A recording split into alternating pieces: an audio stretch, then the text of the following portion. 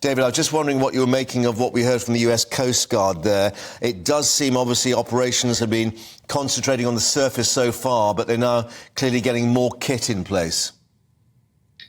Well, it's good that they have more equipment and they can search under the water. It's not a good sign that they did not find the submarine on the surface. When we think about it, it's just 2.5 miles, but it's 2.5 miles underwater. So the pressure down there is 400 times what we experience here on the surface. It might as well be on the backside of the moon. First, we have to find it, and then we have to raise it back up and get it to the surface. The passengers on board do not have the ability to open the hatch. They're bolted in there. It's got to be opened from outside. So we really need us to rescue them.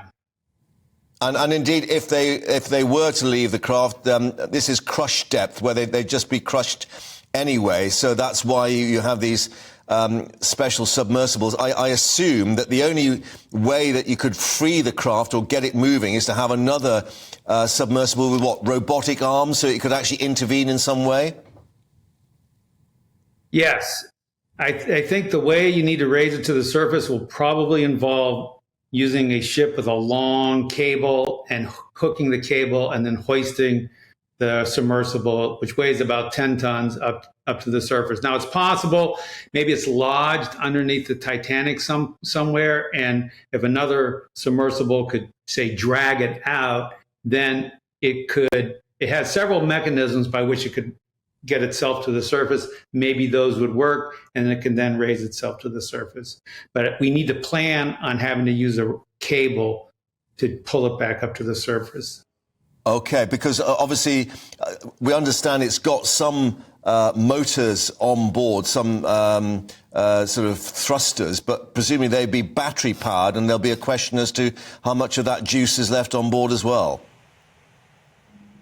Yeah, exactly. And those thrusters can drive the ship at about 3 miles an hour. So it has the ability to drive itself. If it's working properly, it would drive itself back up to the surface. But for some reason, it seems like those thrusters are not working, or the crew is unable to operate them.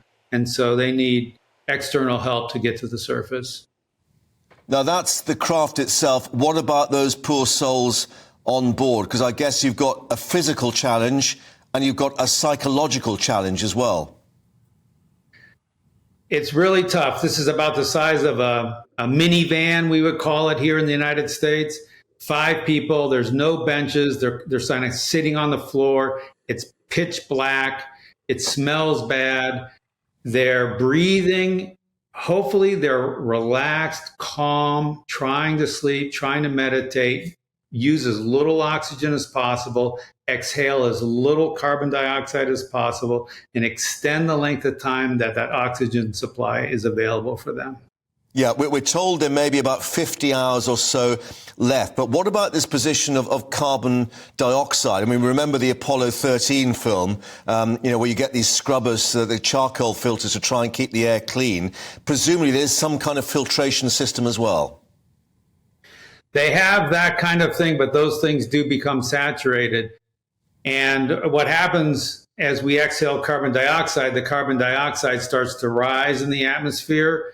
First, we experience headaches, nausea, confusion, and then finally poisoning from carbon dioxide. But it's the same thing. Reducing the oxygen use will reduce the carbon dioxide emissions. David, I have to ask you this question. Clearly, the families have asked people not to speculate and to pray for their families. But given your expert knowledge, and what you've been going through, the odds seem to be really stacked against them. Yeah, we always hope that something will happen. Chilean miners were rescued and the boys in the cave were rescued. But they need to prepare for bad news because the odds are low and they're getting lower. OK, well, we'll keep people updated on the search operation, still underway, of course. But thank you for your time. David Marquet, of course, former submarine commander, joining us there in the States. Thank you very much indeed.